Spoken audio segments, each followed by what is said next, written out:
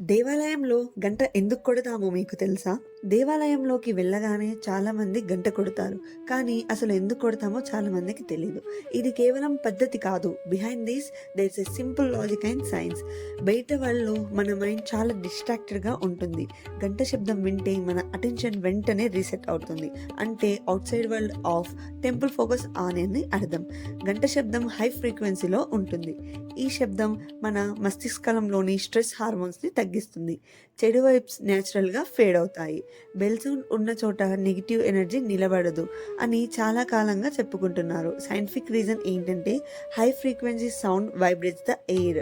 అది బ్యాడ్ స్మెల్ని, డస్ట్ని, జర్మ్స్ని తగ్గిస్తుంది. So it acts like a natural cleanser.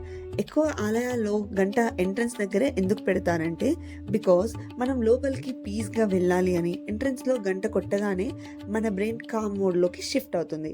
గంట ఎప్పుడు కొట్టాలంటే టెంపుల్లోకి మొదటిసారి వెళ్ళేటప్పుడు, దర్శనం ముందు, ఆరతి సమయంలో, ప్రదక్షిణ ప్రారంభించే ముందు. ఇవన్నీ కామన్ ప్రాక్టీసెస్. కాబట్టి గంట అనేది డెకరేషన్ కాదు, మన మైండ్ని స్పిరిచువల్ మోడ్లోకి మార్చే చిన్న షార్ట్ కట్. శుభం భవతు.